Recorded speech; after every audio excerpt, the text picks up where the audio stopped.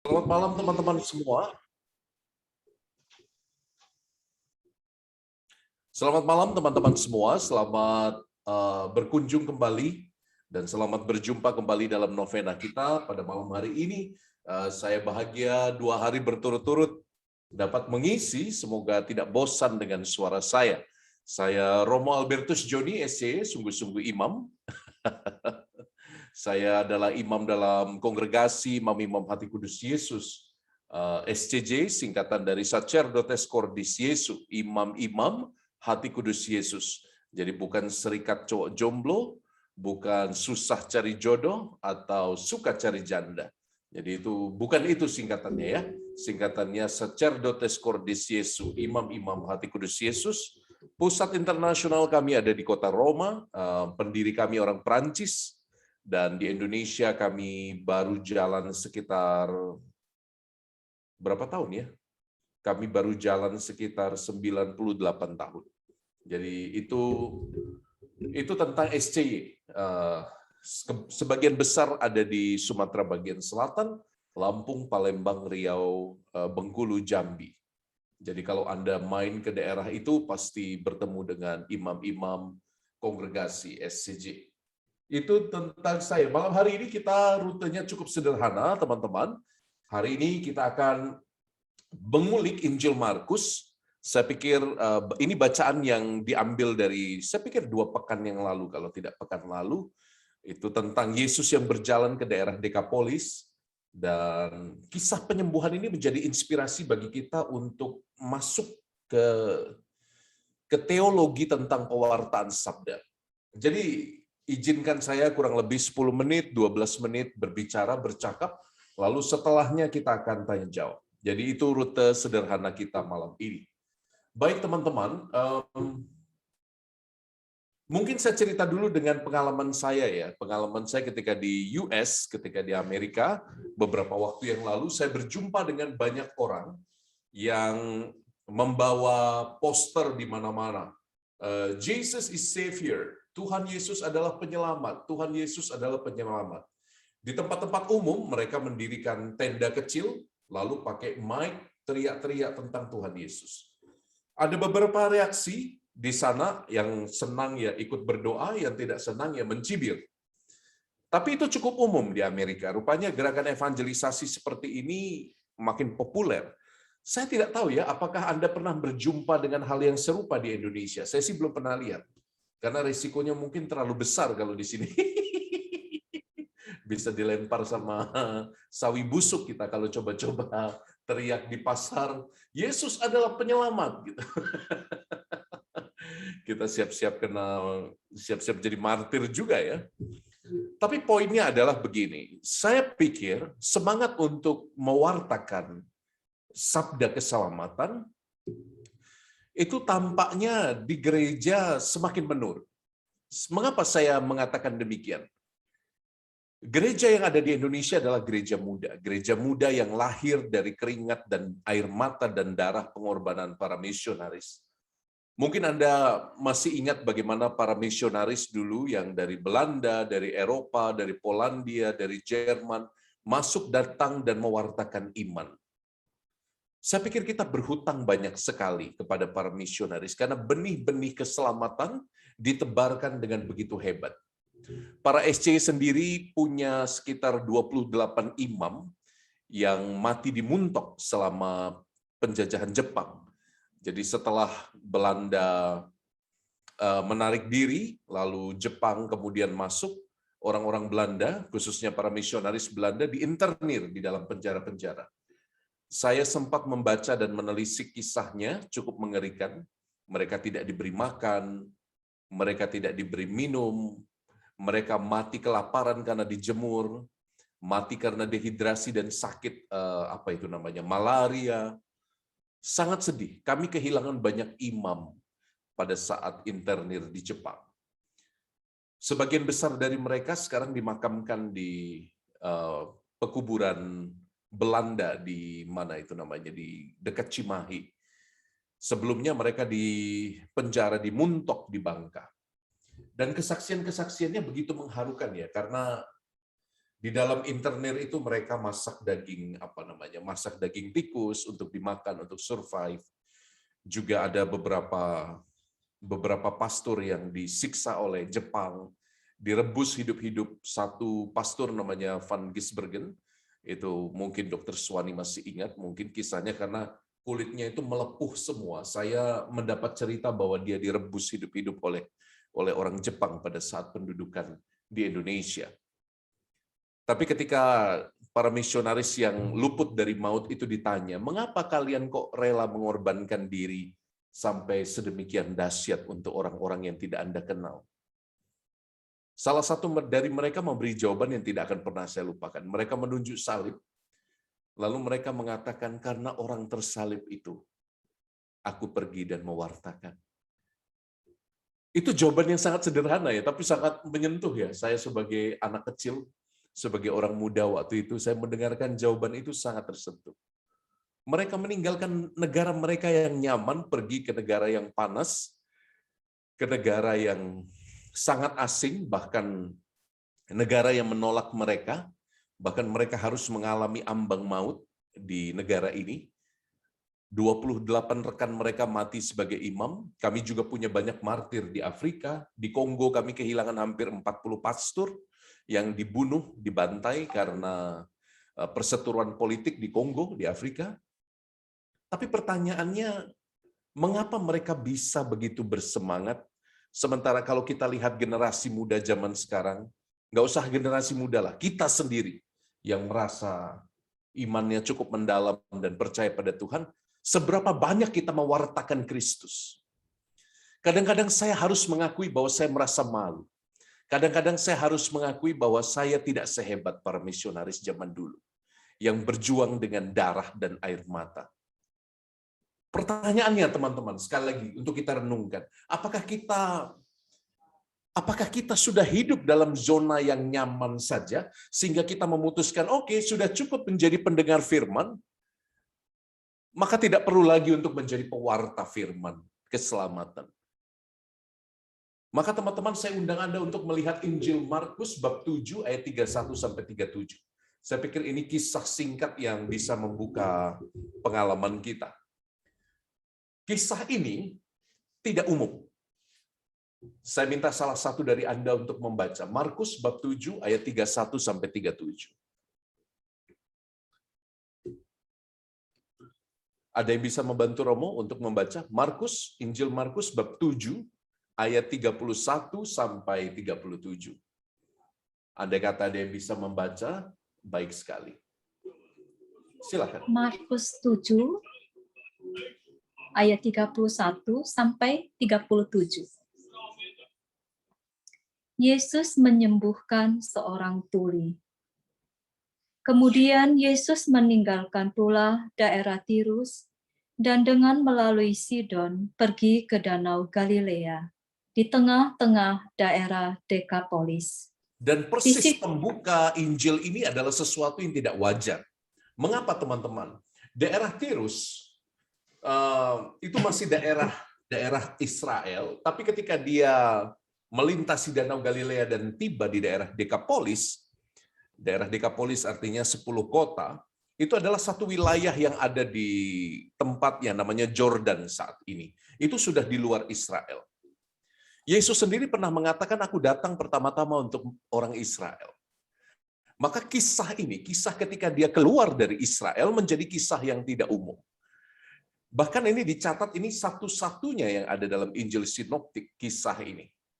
Mujizat yang dilakukan di luar Israel. Ini menarik ini teman-teman. Jadi kalau disebut daerah Dekapolis, itu menunjukkan daerah asing, daerah non-Israel, daerah kafir, daerah yang dianggap tidak bertuhan, karena memang dunianya adalah dunia Yunani dan Romawi, bukan dunia Yudaisme. Kita teruskan, ayat 32. Di situ orang membawa kepadanya seorang yang tuli dan yang gagap, dan memohon kepadanya supaya ia meletakkan tangannya atas orang itu. Rupa-rupanya mujizat yang dibuat Yesus itu luar biasa ya, bahkan terdengar sampai di luar daerah Israel. Sampai Dekapolis pun orang membawa kepadanya orang yang bisu, bukan yang bisu, yang tuli dan yang gagap. Memang ini dua penyakit yang berkaitan. Kalau tuli biasanya akan gagap dan atau sebaliknya. Ya, dan ini sesuatu. Orang-orang itu yang tidak pernah mengenal siapa Yesus, tapi mendengar tentang mujizat-mujizat yang dilakukan, membawa kepadanya orang yang sakit. Lalu, 33. Dan sesudah Yesus memisahkan dia dari orang banyak, sehingga mereka sendirian, ia memasukkan jarinya ke telinga orang itu. Lalu ia meludah dan meraba lidah orang itu. 34. Kemudian sambil menengadah ke langit, Yesus menarik nafas dan berkata kepadanya, Ephata, artinya terbukalah. 35. Maka terbukalah telinga orang itu, dan seketika itu terlepas pulalah pengikat lidahnya. Dibaca Lalu sampai ia berkata-kata dengan baik. Yesus berpesan kepada orang-orang yang ada di situ supaya jangan menceritakannya kepada siapapun. Tetapi makin dilarangnya mereka, makin luas mereka memberitakannya. Mereka takjub dan tercengang dan berkata, ia menjadikan segala-galanya baik, yang tuli dijadikannya mendengar, yang bisu dijadikannya berbicara. Demikianlah Injil Tuhan. Terpujilah Kristus. Saudari-saudaraku, sekali lagi kita melihat sesuatu yang tidak umum. Biasanya, Yesus kalau menyembuhkan itu hanya cukup mengatakan sembuhlah, jadilah. Bahkan kadang tanpa berkata-kata pun dia melakukan mujizat. Ingat, wanita yang pendarahan itu tidak minta, tidak omong, dia hanya pegang jubah Yesus, dia percaya dan perempuan itu sembuh. Bahkan tidak perlu kata-kata. Tapi Anda lihat di sini ada yang menarik. Kenapa Yesus harus repot-repot memisahkan si gagap tadi dan si tuli itu dari orang banyak? Sehingga hanya berdua, hanya sendirian. Ia memasukkan jarinya ke telinga orang itu. Bahkan Yesus dikatakan meludah, meraba lidah orang itu. Lalu masih menengadah ke langit. Ini mujizat yang sebetulnya sangat menarik. Tidak pernah sebelumnya ada mujizat yang diceritakan dengan begitu mendetail seperti ini. Padahal Yesus sebetulnya bisa tinggal petik jari gitu ya, sembuh. Ya kan, dia super power, dia Tuhan Allah. Bahkan dengan lewat pikiran saja sembuhlah maka akan sembuh. Ingat hamba prajurit Romawi yang disembuhkan itu. Ketemu aja enggak bisa sembuh. Lah kok ini repot-repot? Maka saudari-saudaraku kita bertanya, mungkin Injil ini mengajarkan sesuatu tentang makna pewartaan. Anda lihat, Yesus keluar dari zona nyamannya. Dia berbicara dengan orang-orang yang bukan dari bangsa Yahudi. Dia bicara dengan orang-orang Jordan yang tradisinya adalah tradisi Yunani, tradisi Helenis, tradisi Romawi. Yang tradisinya tidak mengenal Yahweh. Tapi Yesus pergi ke sana. Yesus pergi ke wilayah yang tidak nyaman itu. Dan bukan hanya itu. Saya pikir kisah ini persis menunjukkan tantangan orang zaman sekarang ya. Kita itu kadang menjadi takut untuk mewartakan kepada orang lain tentang siapa Yesus itu. Kita takut mewartakan sabda kehidupan karena kita tahu bahwa orang-orang di sekitarku itu tidak sama denganku. Orang-orang yang ada di sekitarku bahkan hidup dengan ideologi yang berbeda. Ideologi materialisme, apa-apa diukur dengan materi. Ideologi saintifisme, apa-apa harus diukur dengan ilmu pengetahuan yang tidak masuk matematika dan ilmu biologi, semuanya berarti sesat dan salah. Betapa banyak anak-anak muda zaman sekarang hidup dalam ideologi-ideologi modern seperti itu. Prihatin. Dan kita tidak cukup berani untuk menyapa mereka. Kita tidak cukup berani untuk mewartakan firman Tuhan, karena memang pergi ke wilayah yang asing itu membuat kita takut lebih dulu. Membuat kita merasa tidak nyaman. Mending kita kumpul-kumpul dengan orang yang sesama iman. Kongko-kongko dengan orang-orang yang sudah kita kenal. Itu lebih nyaman, bukan? Padahal Yesus memberi teladan sangat jelas. Pergilah ke wilayah yang asing. Dan bukan hanya itu. Yesus memisahkan dia dari orang banyak. Yesus berjumpa dan menghargai dia sebagai pribadi, one on one. Yesus ingin mengenalnya. Yesus ingin tahu siapa dia. Apakah kita punya keberanian juga untuk itu? Apa kita punya keberanian untuk mengatakan, "Hai, Tuhan memberkatimu," kepada orang asing? Kenapa orang asing lebih dulu mengatakan Assalamualaikum dengan begitu mudah, sementara yang artinya damai besertamu, salam, shalom besertamu, damai besertamu. Sementara kita tidak berani mengatakan Tuhan memberkatimu dalam setiap perjumpaan kita. Iya kan? Coba Anda pikir-pikir. Kalau Anda berjumpa dengan orang asing, apakah Anda berani mengatakan Tuhan memberkatimu, sahabatku? Saya pikir keutamaan teman-teman kita yang Muslim itu ya. Kepada siapapun mereka dengan enteng mengatakan Assalamualaikum. Damai bersamamu, damai Tuhan besertamu. Sementara kita orang Katolik, ketemu orang asing, kita kehilangan kata-kata, ya kan? Orang kita pergi makan saja tidak berani berdoa di restoran umum, ya kan? Berdoanya kecil sekali tanda salib. Pakai ujung jari, ya kan? Cepat sekali seperti pura-puranya lagi ngusir lalat. Saudari-saudara, apa kesaksianmu? Itu pertanyaanku hari ini. Itu pertanyaan refleksi kita malam hari ini. Apakah engkau berani mengenalkan Yesus kepada orang yang baru kau kenal, orang yang asing bahkan? Engkau lihat, sesudah Yesus berdiri sendirian, dia memasukkan jarinya ke telinga orang itu, dia meludah, meraba lidah orang itu. Untung pada saat itu belum ada COVID-19. Ini pasti melanggar protokol kesehatan, ya kan? Karena tidak jaga jarak, Yesus bahkan meludah, kayaknya jijik ya. Tapi saya bayangkan ini seperti ritus sakramental. Kalau Anda ingat, ritus sakramental kita itu berkaitan dengan ritus mengoles, mengurapi, memberkati, yang semua menunjukkan tandanya adalah bahwa Allah ingin memberi kehidupan. Allah itu seperti ingin menyetrum kita dengan daya hidupnya, dan persis itu yang dilakukan Yesus ketika dia memasukkan jarinya, meraba lidah orang itu. Bahkan Yesus menengadah ke langit dan berkata, "Efata," terbukalah. Teman-teman, berapa banyak hati kita tertutup karena kita merasa sudah tahu segala sesuatu tentang iman kita.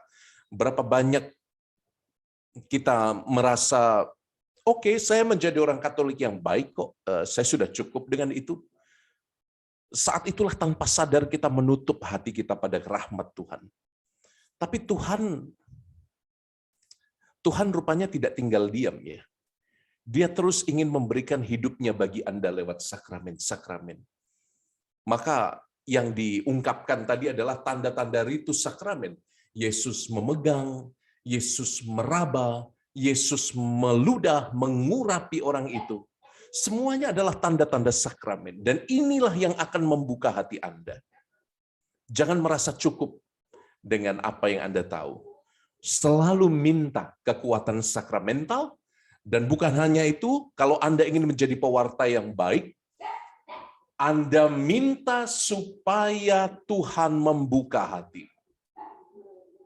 Lihat, ketika dikatakan terbukalah, maka telinga orang itu terbuka. Ini lambang apa?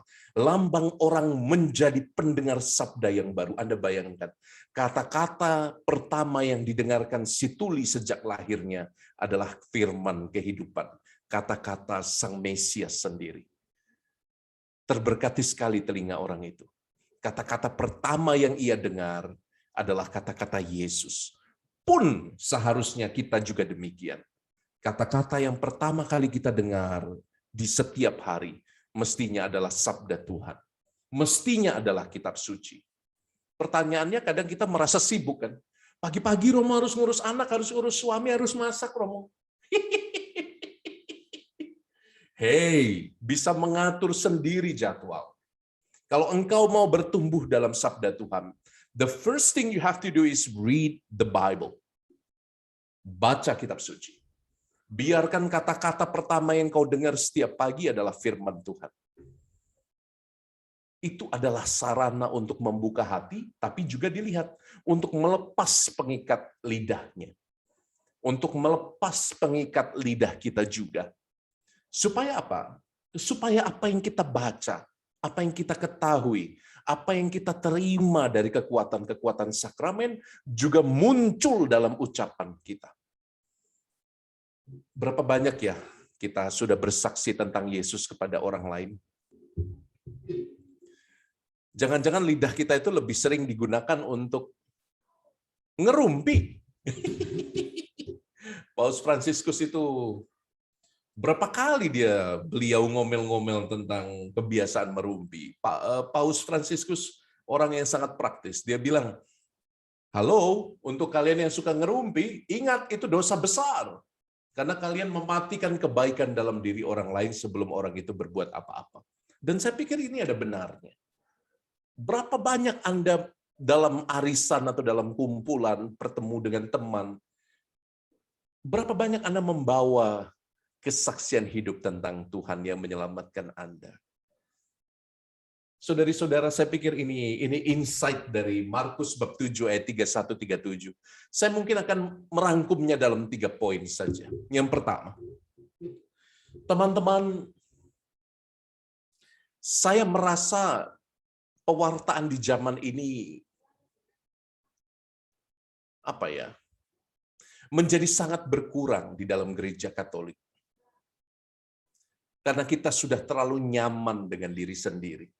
Kita terlalu nyaman dengan lingkaran diri kita sendiri. Kita menjadi terlalu takut untuk keluar dari zona nyaman kita. Itu yang pertama. Yang kedua, saya pikir tidak cukup hanya menjadi pendengar. Mendengarkan berarti membuka hatimu kepada karunia-karunia sakramental. Seberapa banyak Anda utilizing the power of sacraments? Seberapa dalam Anda mengerti, mengenal sakramen-sakramen itu? Atau Anda hanya pergi ke gereja seperti orang pergi ke mall, datang, sambut tubuh Tuhan, dengarkan Romo, kalau masih sadar, seringkali di gereja sudah goyang sana, goyang sini. Saya tuh jarang ngantuk waktu misa. Mengapa? Karena saya liatin umat yang ngantuk-ngantuk. Jadi itu ya. Jadi jangan-jangan kita ke gereja itu seperti ke mall. Yang kedua ini penting. Seberapa banyak Anda utilizing kekuatan sakramen yang hari ini ditampakkan dan ditandakan dalam Markus bab 7 tadi? Seberapa banyak kita berakar dalam sakramen? Seberapa banyak kita berakar dalam firman Tuhan setiap pagi?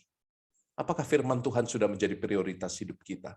Dan yang ketiga, seberapa banyak kita menantang diri kita untuk mengatakan dan bercerita tentang Tuhan kepada orang lain. Hanya dengan demikian, pelan-pelan kita belajar untuk tidak lagi bercerita tentang aku, tidak lagi bercerita tentang pengalamanku, kesedihanku pada orang lain, tapi aku belajar untuk menceritakan bagaimana karya Tuhan berkarya, bekerja luar biasa dalam hidupku. Dan itu 2 hal yang berbeda. Menjadi pendengar saja tidak cukup. Anda harus belajar menjadi pewarta firman, pelaksana firman. Thank you.